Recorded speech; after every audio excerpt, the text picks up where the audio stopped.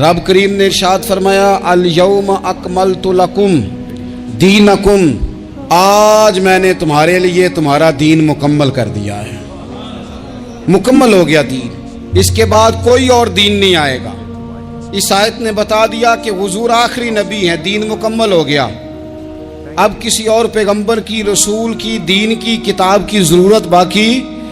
آج میں نے تمہارے لیے تمہارا دین مکمل کر دیا۔ اور کیا خوبصورت لفظ ہیں قرآن پاک میں فرمایا وَأَتْمَمْتُ عَلَيْكُمْ نِعْمَتِي، اور آج میں نے تم پر اپنی نعمتیں تمام کر دی ہیں، نعمتیں مکمل کر دی۔ وَرَضِيتُ لَكُمُ الْإِسْلَامَ دِينًا، اور اللہ فرماتے ہیں میں نے تمہارے لیے دین اسلام کو پسند کیا ہے، یہ میری رضا ہے، یہ دین اسلام تمہارے لیے پسند کیا ہے۔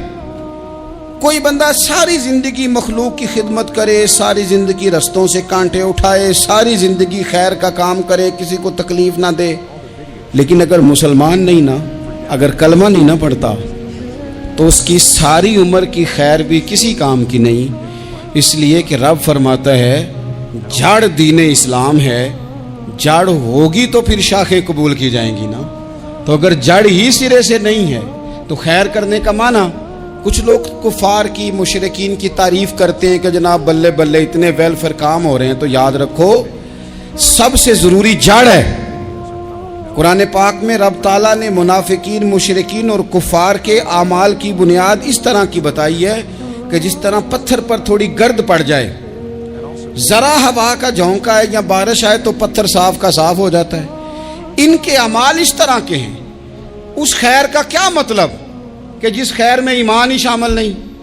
جب تک بندہ مومن نہ ہو اس کا کوئی عمل بھی اللہ کی بارگاہ میں قابل قبول نہیں ہوتا۔ یہ آیت نازل ہو گئی، فرمایا دین مکمل ہو گیا۔ او میرے بھائیو، خدا را سوچو، کوئی شے مکمل نہیں دنیا میں، کوئی شے بھی۔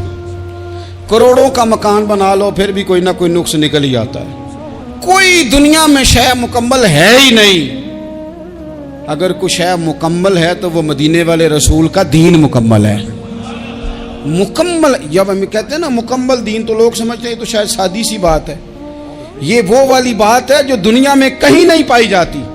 جب یہ آیت نازل ہوئی تھی نا، تو بخاری میں موجود ہے، ایک بہت بڑا یہودیوں کا عالم حضرت عمر فاروق رضی اللہ تعالیٰ عنہ سے کہنے لگا یہ جو تم پر آیت نازل ہوئی ہے نا کہ دین مکمل ہو گیا، یہ اگر ہم پر نازل ہوتی نا تو جس دن یہ آیت نازل ہوئی ہوتی ہم نے ہر سال اسی دن کو عید بنا لینا تھا کہ دین مکمل ہو گیا۔ الیوم اکملت لکم دینکم، دین مکمل ہو گیا، ہم تو عید بنا لیتے۔ تو حضرت عمر کہنے لگے ہم پر بھی بڑا فضل ہے، جس دن آیت نازل ہوئی تھی عرفہ کا دن بھی تھا اور جمعے کا دن بھی تھا، ایک نہیں دو عیدیں تھی مسلمانوں کی، دو عیدیں تھی مسلمانوں کی، دو۔ عزیز بھائی، دین مکمل اللہ نے دیا۔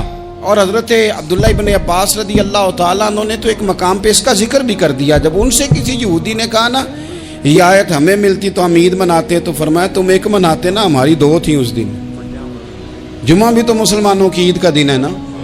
بہت سارے لوگ ہیں بیچارے جو کہتے ہیں اسلام میں عیدیں صرف دو ہیں، اور وہ بھی صرف پریشانی انہیں عید میلاد النبی والے دن ہوتی ہے، اس کی آگے پیچھے نہیں ہوتی۔ حالانکہ نبی پاک علیہ السلام نے کہا ہر جمعہ بھی عید ہے، خود حضور نے فرمایا، لیکن وہ اڑ جاتے ہیں کہ نہیں عیدیں صرف دو ہی ہیں۔ بھائی آپ یہ کہہ سکتے ہیں کہ اسلام کی معروف عیدیں دو ہیں، اپنے معنی اور مفہوم کے لحاظ سے جس کو یوم عید کہا جائے وہ عیدیں دو ہیں۔ تو نبی پاک صلی اللہ تعالیٰ علیہ وسلم نے میدان عرفات میں خطبہ دیا۔ یہ جو واعظ و نصیحت ہے نا، خطبہ، تقریر، یہ دنیا کر رہی ہے، کرتی رہے گی، کرتی چلی آئے گی، اور اس کو میرے نبی پاک علیہ السلام نے پسند فرمایا۔ خیر کی بات کرنے والے کو حضور نے دعا دی۔ محبوب فرمانے لگے اللہ جو میری حدیثیں یاد کر کے آگے پہنچائے اس کے چہرے کو تر و تازہ رکھنا۔ یہ ابلاغ دین بہت بڑی بات ہے اگر کوئی خلوص نیت سے کرے۔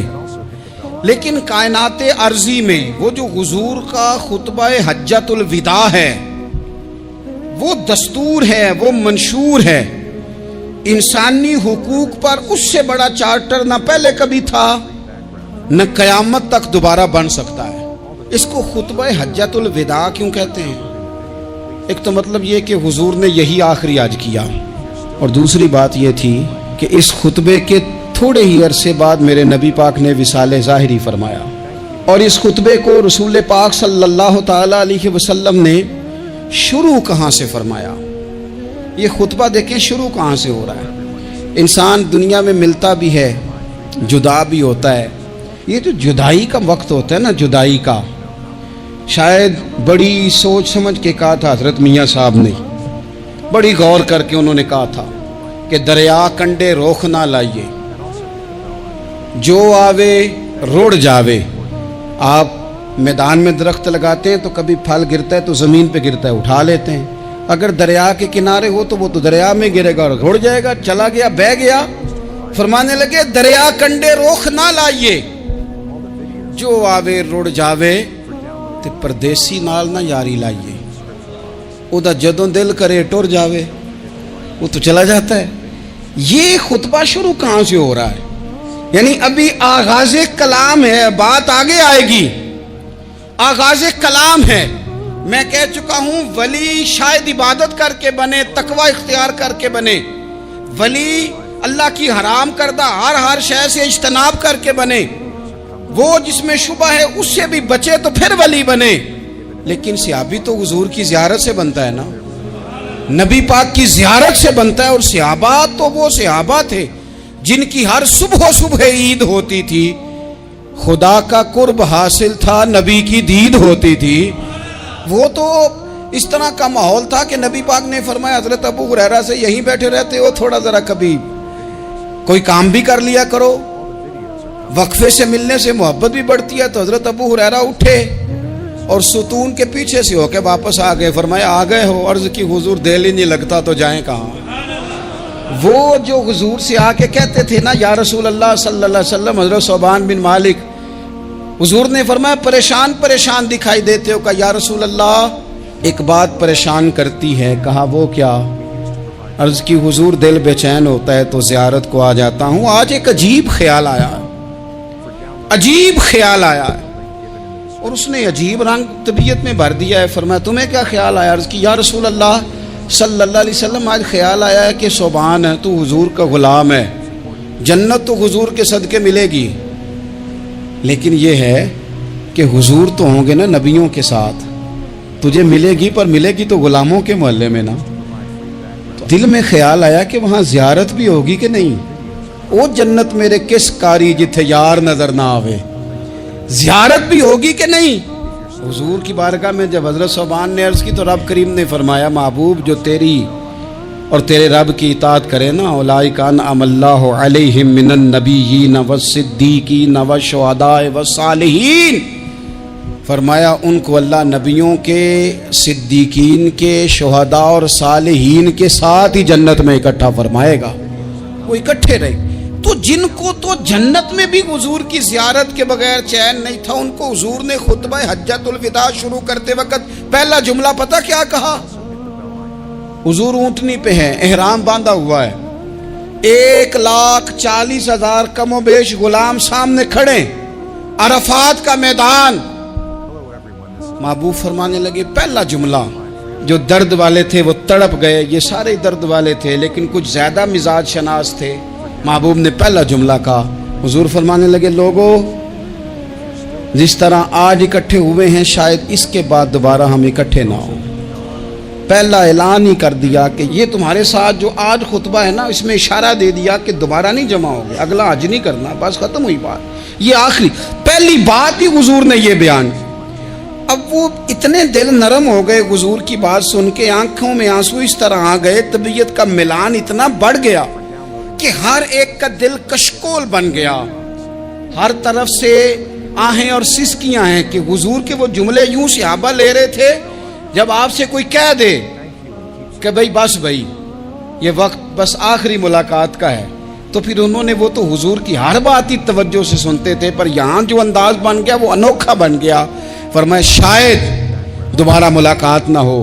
پھر میرے کریم محبوب صلی اللہ تعالی علیہ وسلم نے فرمایا جس طرح تمہارے لیے یہ شہر حرمت والا ہے، مکہ حرمت والا ہے نا، ایک نیکی کرو تو مکے میں 1,00,000 کا ثواب، حرم مکہ میں ایک گناہ کرو تو وہ بھی 1 लाख लिखा जाता है, हुर्मत वाला है, बड़ी इज्जत वाला है। फरमाया जिस तरह ये घर इज्जत वाला है काबा, जिस तरह ये शहर इज्जत वाला है, फरमाया जिस तरह आज का दिन हुर्मत वाला है। मुसलमानों, मैं तुम्हें बता के जा रहा हूं, तुम्हें समझा रहा हूं, इसी तरह मैंने तुम सब पर एक दूसरे के माल और इज्जत को हुर्मत वाला कर दिया है। और सहाबा को ना हुजूर ने पहले ये सबक पूरा हुजूर ने पूछा, ये भी ज़रा कमाल है, ये बुखारी मुस्लिम की हदीस है। हुजूर ने सहाबा से पूछा, 9 ज़िलहज है, जुमे का दिन है, ज़िलहज का महीना है, सबको पता है, लेकिन ना आप जुमा पढ़ने हैं तो मैं आपसे कहूँ कि आज कौन सा दिन है, तो आप कहेंगे जनाब जुमा है, अजीब आदमी है, जुमा पढ़ा रहे हो। लेकिन जो सहाबा का अंदाज है वो और है। हुजूर ने पूछा, आज ये कौन सा महीना है? ये अदब है, ये मकाम है, ये वो मकाम है जहां बहुत सारे सिर्फ अकल वाले बंदे जो होते हैं ना, वो बेचारे गिरते पड़ते हैं, कहते हैं जी बात आती हो तो बतानी चाहिए, ये क्या बात हुई जी, बंदा बोले ही ना, ये क्या लेकिन कुछ लोग ऐसे हैं जिनका धारा अदब कुछ और होता है, उन्हें ढेरों बातें भी आती हों तो हर जगह बात करने की नहीं होती, सब जगह कहानियां सुनाने की नहीं होती। हुजूर ने फरमाया कौन सा महीना है? कुर्बान जाए भैया को जुबान होके कहने लगे वल्लाहु व रसूलहु आलम, अल्लाह जाने अल्लाह का रसूल जाने।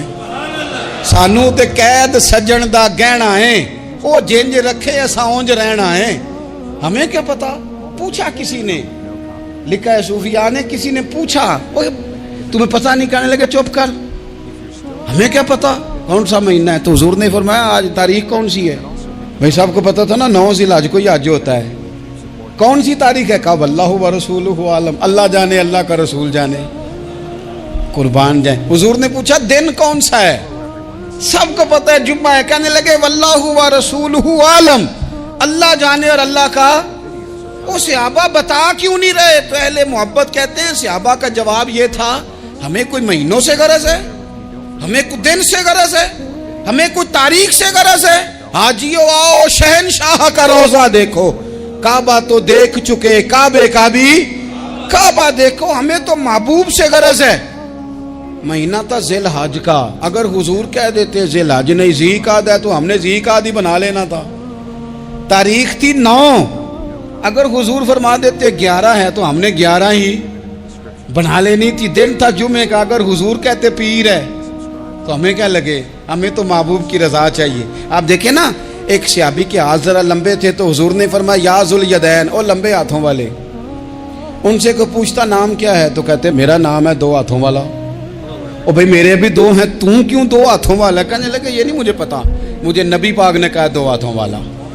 तो ठीक हो गई, जो हुजूर ने नाम रख दिया। तो हुजूर सैयद आलम ने पूछा, फिर हुजूर ने हुर्मत याद कराई, फरमाया याद रखो ये दिन भी बड़ी इज्जत वाला है, जुम्मे का है, ये महीना भी बड़ी हुर्मत वाला है, ज़िलहज का है, ये तारीख भी बड़ी हुर्मत वाली है। लेकिन फरमाया जिस तरह इस दिन की, इस शहर की, इस महीने की तुमने इज्जत करनी है, इसी तरह एक दूसरे के माल का, एक दूसरे की इज्जत का तुमने पास करना। मुसलमान भाइयों, खुदारा ये हुजूर कह रहे हैं यार, नबी पाक ने काबा के सामने खड़े होके फरमाया बैतुल्लाह तेरी बड़ी शान है, तेरा बड़ा मर्तबा है, लेकिन फरमाया मेरे मोमिन की इज्जत रब की नजर में काबे से भी ज्यादा है। हम कैसे बैठ के यार, हम कैसे जुर्रत करते हैं किसी की पगड़ी खोलने की कोने में बैठ के? हम अपने घर बैठ के किसी पर तबसरा कर गए, किसी बंदा मोमिन की इज्जत उछाल गए, बिल्कुल पता नहीं था बात का और हमने कहानी बना दी पूरी की पूरी, दास्तान सराई कर गए। सुबह से शाम तक हमारी गपशप का उन्वान क्या है? किसी न किसी का शिकवा, किसी न किसी की शिकायत, ये हमारी गपशप है।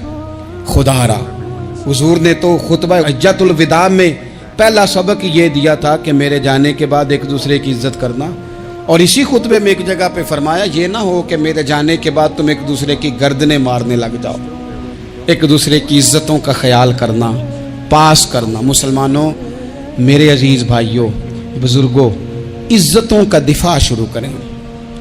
थोड़ी देर के लिए अपनी ज़ुबान लोगों के ऊपर तबसरा करने से कंट्रोल में लाएं। کچھ چیزیں ایسی، میں مختلف شہروں میں جاتا ہوں، جس شہر میں گئے وہاں لوگوں نے یہ کہا جناب یہاں جو مولانا ہے نا، بعض لوگ یہ باتیں بڑی چسکے لے کے سنتے ہیں، یہاں جو مولانا ہے نا وہ کچھ نہیں کرتے، آپ بڑے اچھے ہیں، یہاں جو پیر صاحب ہیں وہ بڑے گڑبڑ ہیں، آپ بڑے اچھے ہیں۔ تو میں ان سے کہتا ہوں کہ میں اس لیے اچھا ہوں کہ میں تھوڑی دیر کے لیے آیا ہوں، میں نے چلے جانا ہے۔ اور دوسری بات یہ کہ مجھے آپ جتنا مرضی اچھا کہہ لیں، میں نے رخصت ہو جانا ہے 2-3 گھنٹوں کے بعد۔ یہاں جس آدمی کا آپ شکوہ کر رہے ہیں نا، آپ اس کو جنازے کے لیے خبر کریں نہ کریں، اسے پتہ چل گیا نا محلے میں جنازہ ہو گیا، تو اسے کوئی کام بھی ہوا تو اس نے کہنا یار نہیں محلے میں فوتگی ہوگی، میں نے جنازہ پڑھانا ہے، اس نے جانا نہیں۔ تو کمزوریاں تو سب جگہ ہوتی ہیں، لیکن ان کمزوریوں کی وجہ سے آپس میں بغض پیدا کر لیا جائے گا۔ اور پھر کمال بات ہے نا کہ اپنی ساری کمزوریوں سمیت اپنے آپ سے پیار ہے، اپنے آپ سے محبت ہے، اور دوسرے کی ایک کا پتہ چل جائے تو ہمیں گھن آنے لگ جاتی۔ تو حضور نے خطبہ حجت الوداع کے موقع پر یہ بات ارشاد فرمائی۔ دوسرا حضور نے فرمایا لوگوں یاد رکھنا، یہ خطبہ حجت الوداع میں نبی پاک نے فرمایا، یہ حضور خطبہ دے رہے ہیں، اور اس وقت دے رہے ہیں جب حضور صحابہ کو بتا چکے ہیں کہ یہ آخری ملاقات ہے، جو دور دراز سے آئے ہیں ان کو بتایا ہے کہ یہ میری تمہاری جو مجلس ہے، جو محفل ہے، جو تم سے بات ہو رہی ہے، یہ آخری ہے۔ محبوب فرمانے لگے لوگوں یاد رکھنا قیامت قائم ہوگی۔ ان جملوں کا حسن ملاحظہ کر لیں۔ فرمایا قیامت قائم ہوگی، تم اپنے رب سے ملاقات کرو گے، اور فرمایا تمہارا رب تم سے تمہارے اعمال کے بارے میں پوچھے گا۔ یہ خطبہ حجت الوداع میں کریم نے فرمایا، صبح تم اٹھے کیا عمل کیا، اللہ پوچھے گا۔ کسی سے ملاقات ہوئی، طرز کیا تھی، سوچ کیا تھی، اللہ پوچھے گا۔ لین دین میں کیا معاملات تھے، تمہارے اعمال کے، اللہ سے ملاقات ہوگی، وہ کھڑا کر کے پوچھے گا۔ اور حدیث میں کئی جگہ پہ حضور نے فرمایا وہ تم سے سوال کرے گا، تمہیں جواب دینا ہے۔ میرے عزیز بھائیوں، تیار رہنا چاہیے، تیار۔ ہم نا منت کرتے ہیں آخری دن ہو نا، تنخواہ دار لوگ کہتے ہیں یار یہ آخری ایام چل رہے ہیں، کوئی خرچہ نہ بتاؤ، اس لیے کہ حساب کے متھے لگنا ہے۔ آخری دنوں میں، بجٹ کے دنوں میں لوگ پریشان ہوتے ہیں کہ حساب دینا ہے۔ جب رب سے ملاقات کریں گے اور وہ حساب مانگے گا، کتنا مشکل کام ہے۔ اور ایک مقام پہ حضور نے فرمایا جس سے اللہ نے حساب مانگا وہ تو الجھ گیا، دعا کرو وہ حساب مانگے ہی نہ، بے حساب ہی بخشش فرما دے۔ نبی پاک صلی اللہ تعالیٰ علیہ وآلہ وسلم نے ارشاد فرمایا اسی خطبہ حجت الوداع میں، حضور فرمانے لگے سن لو، میں نے تم تک اللہ تعالیٰ کا پیغام پہنچا دیا ہے۔ اب جس شخص کے پاس امانت رکھی ہو اس پر لازم ہے کہ وہ امانت اس تک پہنچا دے جو اس کا مالک ہے۔ ہم بہت سارے لوگ ایسے ہوتے ہیں، ہمارے پاس امانتیں ہوتی ہیں، کچھ بھی نہ ہو تو کچھ لوگوں کے راز کی امانت ہوتی ہے، کچھ بھی نہ ہو تو کچھ لوگوں کی باتیں ہم تک پہنچ جاتی ہیں، وہ راز ہوتا ہے، وہ امانت ہوتی ہے۔ مجلس کی گفتگو بھی امانت ہے، لیکن ہم امانتوں کا خیال نہیں کرتے، خیانت ہو جاتی ہے۔ بہت محتاط ہو کر اپنی زندگی میں امانتوں کا خیال کیا جائے۔ یا ایھا الذین آمنوا لا تخونوا اللہ والرسول وتخونوا اماناتکم وانتم تعلمون۔ اللہ فرماتے ہیں ایمان والو، نہ رب سے خیانت کرنا، نہ رب کے رسول سے خیانت کرنا، نہ آپس میں ایک دوسرے سے خیانت کرنا، جانتے بوجھتے ہوئے یہ کام نہ کرنا۔ وانتم تعلمون، جانتے ہو، تمہیں پتہ ہے۔ کبھی بھی بددیانتی کا مظاہرہ نہ کریں اپنی زندگی میں، کبھی بھی۔ اور یہ بھی یاد رکھ لیں، بچوں کو کیا پتا کہ ہمارا ابا حلال لا رہا ہے کہ حرام لا رہا ہے، آپ لا رہے ہیں نا، تو وہ تو بیچارے بھولے پن میں کھا رہے ہیں، تو حساب آپ نے دینا ہے۔ جنہ لی تو پاپ کمائے ہن کتھے نہیں ہو تیرے کر دے، بلا نا۔ تو بچوں کا تو یہ معاملہ ہے بھائی، اللہ ماشاءاللہ کہ وہ وقت پہ ہی، شادی کے 10-15 دن کے بعد ہی ان کو پیغام مل جاتا ہے کہ اگر ہمارا علیحدہ گھر ہو تو میں مرضی سے سجاؤں، تو میں مرضی سے سنواروں، تو میرا کوئی مطلب اپنا سلسلہ ہو، تو بڑے ٹائم پہ ساری باتیں شروع ہو جاتی ہیں، وہ تو معاملہ ہی بالکل اور ہے۔ تو بالکل کسی بھی امانت میں کبھی بھی خیانت کرنے کی کوشش نہ کریں، اور یاد رکھیں مال حرام جہاں آتا ہے وہاں بڑی تباہی آتی ہے، جہاں لوگ بددیانت ہو جاتے ہیں وہاں معاملات بڑے خراب ہو جاتے ہیں۔ اللہ تبارک و تعالی دیانتداری کی توفیق عطا فرمائے۔ حضور نے خطبہ حجت الوداع کے موقع پر فرمایا میں نے آج جاہلیت کے سارے سود ختم کر دیے۔ نبی پاک میدان عرفات میں کھڑے ہو کے فرمانے لگے جس بندے نے بھی کسی سے پیسے لیے ہیں وہ اصل رقم دے گا,